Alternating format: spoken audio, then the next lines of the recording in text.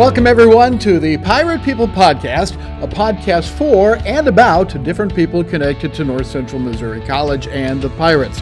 I'm your host, Rick Cole of Pirates Digital Media.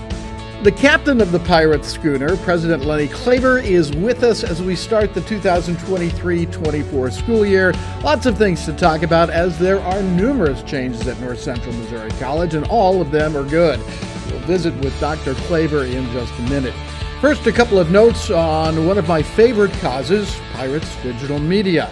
We will be featuring more live campus events this year, like we did last week with our Athletic Media Day, live from the Ketchum Center. In the past, we've done live broadcasts from our Veterans Day program, Legislative Forum, and from both graduations, but we'd like to have a few more of those live campus broadcasts this year. Have an idea of what you would like to see? Contact me, Rick Cole, at North Central Missouri College. Next, we'll be online televising fall scrimmages for softball and baseball this season, as well as women's and men's basketball and spring softball and baseball. While some of our broadcasts will be so-called bonus broadcasts without multiple cameras and commentary, we also plan to bring you selected live video road contests for the Pirates. Check our schedule at www.piratesdigitalmedia.com for those events as they're announced. And finally, we're looking to add new crew members to our broadcasts. We're looking for students who are interested, and if you are interested, please contact me. Those that are selected will become paid contributors in various roles of our broadcast team. So if you have a never-filled desire to find out what broadcasting is all about, look me up. We'll have a conversation about Pirates Digital Media. Right now, time for the Pirate People Podcast with President Lenny Klaver as we begin the 2023-24 school year. With Dr. Lenny Klaver, North Central Missouri College President. Hello, sir. Hey, Rick, how are you doing today? I'm well, and you? I've never been better. Okay, good. Might have to make a statue if I was any better. But I'd have to die first, and we don't want that to happen for a few years. Anyway. I don't want like a stadium named after me as the memorial Rick Cole Stadium. Or at least like outside holding a bat, bronze. No, not ready for that yet. New school year brings new challenges, but also new opportunities. What's on your plate this time of year? Oh my gosh! With the opening of the Savannah campus for classes, the full campus, the ribbon cutting ceremony we had there, and the open house. That kept us busy, and just all of the things that go with opening a new campus, with working out the little bugs and such. And then, of course, here on campus, and we're looking at an uptick in enrollment, as we thought, of about 8% this year. That's fantastic. Very good. It's great. And, planning for the Student Center. The demolition we've had on campus cleared a lot of area, opened up some new parking. Just a lot going on, and everything that goes along with the beginning of the year, from being bombarded by vendors on your email to calls of things that just are a little bit out of the ordinary once in a while, but just the typical things to start the year, but everything's going well. I want to break all those things down. We'll talk about them each a little bit. A thought rolled across my mind. I asked a new principal at the high school level one time what was the biggest difference between him being the assistant principal and then moving into the head chair. And he said, it's the amount of emails I get. Are emails are they just voluminous for you? Oh, they are. You get so many from vendors. You get so many from people wanting to sell their services, to the little tiny things about I want a new chair. Well, sure, that's great. Contact your supervisor, run it through the budget, and we'll get you a new chair. Okay. But everybody thinks that they're going to go right to the top and get the answer, and a lot of times I have to send them back down the chain to talk with a department head or a supervisor or a dean. Or another vice president that's in their area, and let it proceed the way it's supposed to go in terms of protocol. Right. Savannah campus, brand new building, very impressive. I guess the building itself isn't brand new. We'll talk about that in a second. Most of it is. But it's kind of the combining of a lot of different locations into one central one, correct? Right. We had practical nursing program in Bethany, which is running yet this semester in Bethany because of the cohort starts in January. We had a full-blown nursing program, both RN and LPN in Maryville. We had classes at the country club campus. So our strategy was, instead of just leasing facilities and paying out $60,000 or $70,000 a year, we would either buy something or build our own or do a combination thereof. And what we did is we started out by buying the McCarty Motors building in Savannah, looking to convert that into industrial technology, industrial maintenance, ag mechanics. And then, of course, COVID came along, and that opened up some funding from the federal government through the state government. And by virtue of that, we received $7 million toward the construction of a new part of the facility over there. So we combined those efforts and put the architect to work, and you wouldn't know there was an old building there previously. I was just going to say that. It has an all-new front on it. It's a beautiful campus, but we have state-of-the-art nursing education facilities with a full simulation lab. Same thing with radiology tech and surgical tech, digital sonography, which is the fancy name for ultrasound and imaging. Yeah. We also have science labs there. We have general classrooms. And in the part that we remodeled before the new part, we have our robotics and industrial maintenance, industrial tech, the ag mechanics with the Kubota program that we have. It's a beautiful facility, and it has the wow factor to it because of all the equipment in it is state of the art. In some cases, better than some hospitals have, and that's the experience we want our students to have. And also, it's very aesthetically pleasing from both the outside and the inside of the building, from the student commons area to the way it looks as you drive by on the road. Yeah, it's garnered a lot of attention for North Central, but I was really impressed with the number of people that actually showed up on a ribbon cutting day. You had a big crowd. Oh my gosh, we stopped counting at 350. And there were a lot of community people, students that were going to start there, parents, officials from Missouri Western, Northwest Missouri, Central Methodist. My friend Mike Poore, who is the CEO of Mosaic Health, was there because of our relationship we have with them, and nursing and other allied health areas. So we had some dignitaries there, as well as politicians and elected officials, and but everywhere from grandma and grandpa wanting to see where their grandchild was going to go to school, to the curiosity factor of somebody wondering just what this monstrosity was going to look like on the inside once we got it done. Yeah. Take a moment here, if you would. Tell us about some of the people behind the scenes that made it come to life. Oh my gosh, there's so many people, but in particular, Jason Helton. Jason has done a great deal with the logistics, the assembly of equipment. Jason is our customized training and director of corporate and business relations in terms of contracts and services. Alicia Endicott with the fundraising aspect, along with as our development officer, along with my aspect of fundraising. The new campus director and dean, Sue Nichols, Seth Duvall in terms of IT, Jeffrey Greider in terms of facilities and maintenance, and then all the faculty and staff over there who really had to scramble to get their offices set up, classrooms ready. Once the punch list was done, in a matter of about 2 weeks, that was accomplished. Of course, so many people from the city of Savannah and Andrew County had a lot to do with promotion of the idea. Also, those who have been sponsors and donors to the facility and the college, from scholarships to the building itself. It was just really a big effort by a lot of people. This is something that you can't done without a lot of hands in the process. Why Savannah? Location. We weren't serving the western region of our 17 county service area very well, and we recently, just about a little over a year ago, Buchanan County came into our service region, so we were way past in the planning stage to do something in St. Joseph. And Andrew County, just north of there. In fact, the Savannah campus is about 10 miles from St. Joseph, still a good location. But all the way up Interstate 29 and south of St. Joseph even, and to the east over toward Albany, King City, the small towns, and up to Mound City and Rockport. It's an easy commute down the interstate or major highway of about a half hour. So that's sort of how we set our commute estimations here in Trenton. A half hour to 45 minutes. Some people from Brookfield drive about 45 minutes to an hour. But Cameron, about the same.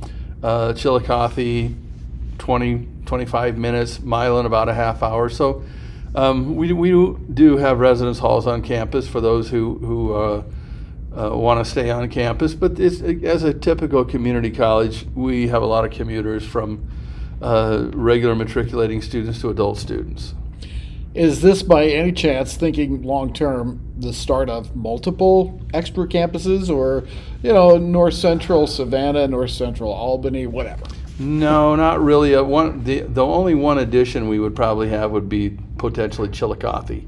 And we're looking to Chillicothe for that sort of that geographic area we're not serving as well to the southeast as opposed to the northwest. So Chillicothe is a very easy commute up to campus here in Trenton. But if you go south all the way to Carrollton and over to Brookfield and Marceline, up and a little bit farther north there, it would be a better commute for those people to go to Chillicothe. So we're looking at Chillicothe as a center on a lesser scale than Savannah, definitely. But to have some programs there that won't duplicate programs we have here, that would complement some of the programs at Grand River Tech School, and just maybe a few new things that would attract adult students in that area, maybe who have some college and haven't completed a degree. How about this enrollment increase? 8+%? That's pretty impressive. Well, that's good. I think community colleges, we've always had a decent increase in enrollment here. COVID affected it a little bit, but I think and I do think COVID has had a positive effect since COVID, in the fact that students and their parents like them to stay a little bit closer to home rather than go away to the big university and end up back here at the semester. But I think it's a combination of adding and adjusting programs. In my 7 previous years, we have either added or developed new aspects to 21 majors and certificate programs. Wow. There's also the aspect that we continue to improve our facilities. Savannah's a great example of that, but also here on campus with 2 new residence halls, even from the renovation of the gym floor and the bleachers in the Ketchum Center to our plans for the Student Center and some additional plans out of the Barton Farm campus for another building. We're not sitting on our hands. We're staying very aggressive because enrollment is our lifeblood. And to compete with some of the other colleges and universities, it's important for us to remain affordable and have some of the aspects that they wouldn't have. But affordability is always going to be our driver, and access, affordability, and just the fact that we have a quality education here. Right.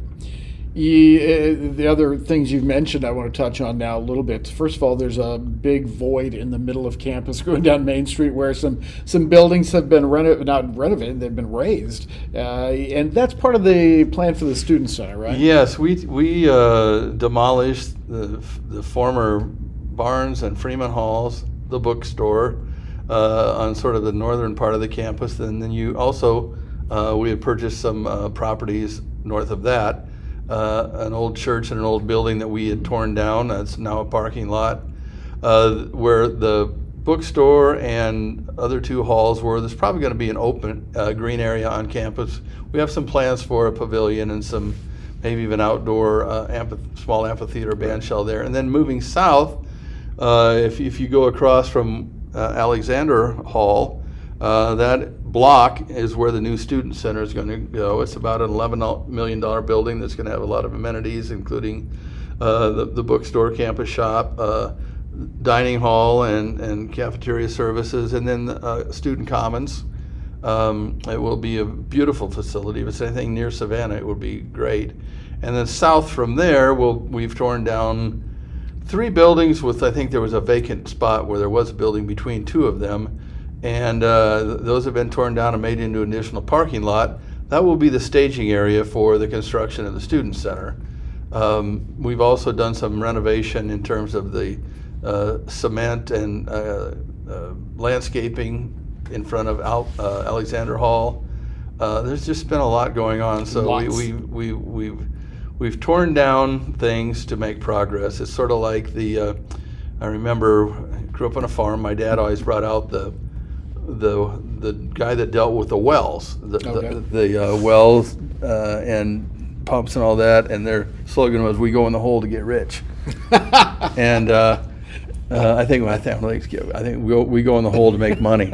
We tear things down to make progress. Sort of the same analogy. Anyway, it's an exciting time, and there'll be another year and a half or so of change and construction on this campus, and it's really evolved into something special. Yeah, all those physical things are very noticeable. How about some of the things that aren't so noticeable just by walking down the street? I mean, faculty, courses, that sort of thing. What's new in that? Well, we've moved the smaller radiology tech and surgical tech programs that were at Hilliard in St. Joseph up to there.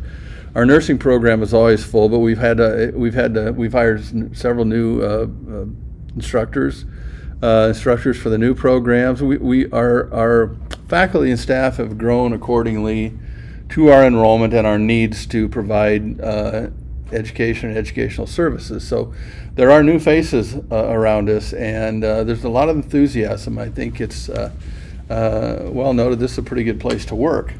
So we have new faces that unless you knew them, you may not notice them. We also are doing some things with everything from a new customer relationship management software program for admissions to some new programming in student services, recruiting in some new areas that are in Buchanan County that we hadn't done as at greater length in the past. We have having athletics is exciting for us. We have men's and women's basketball, baseball, softball, men's and women's golf. We have the dance team. We have the shooting club. We have the livestock judging club. So there's a lot of things for students in various areas that either want to continue in an extracurricular activity or a co-curricular activity like livestock judging. So a lot of people go to college in a small town say there's nothing to do. That isn't the case here. There's a lot to do if you look. And student activities. We have the first 4 weeks of school fully planned with activities. You'll see signs around campus and continual email reminders of what's going on for that particular day or week. It's just a good time to be at NCMC. Right. Dr. Lenny Klaver is with us here on the Pirate People podcast. You mentioned athletics, and I think that's sometimes a point of debate how valuable athletics can be to colleges. Some presidents don't stand behind athletics. Some do. You happen to be one that does. And what does that mean to a school? Well, what it means for us is enrollment and opportunity for students. A lot of students want to continue playing sports or being involved in an activity like I mentioned a bit ago, but it's to provide that opportunity. And it's not for everybody, it's for those who want to or those who are good enough to be recruited and get a scholarship.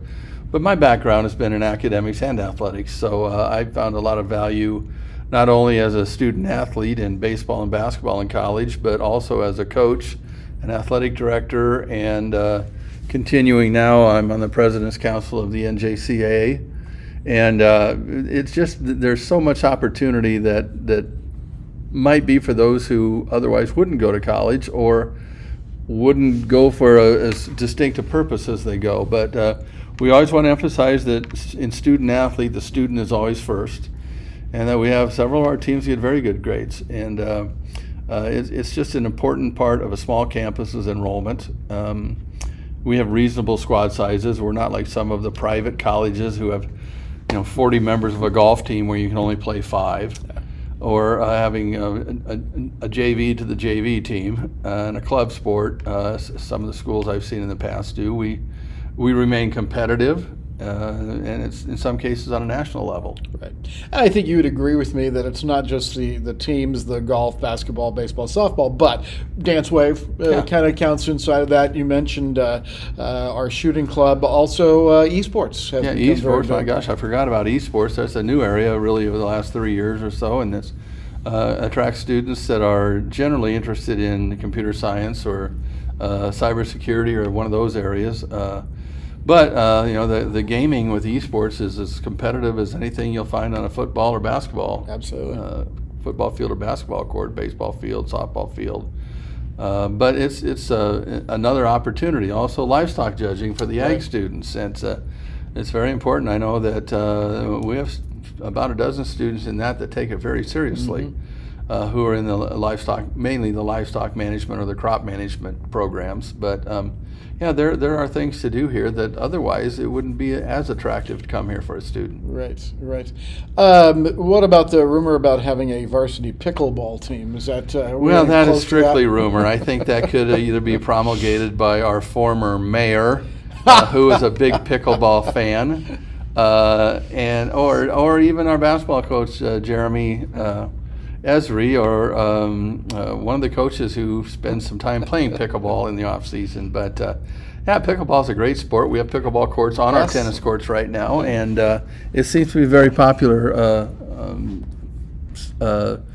sporting opportunity. Right. What about fine arts? Are we looking at a fine arts program, music, drama, like that, or is that something in the future? It was sort of first things first with the academic buildings and the student center, but definitely haven't. It's been our strategic plan for a few years now, and we hope to develop programs in music and drama, and decide where we would house some of those activities. And we do have a beautiful theater in the Grundy County Library right next to campus, up on the 4th floor, I believe it is.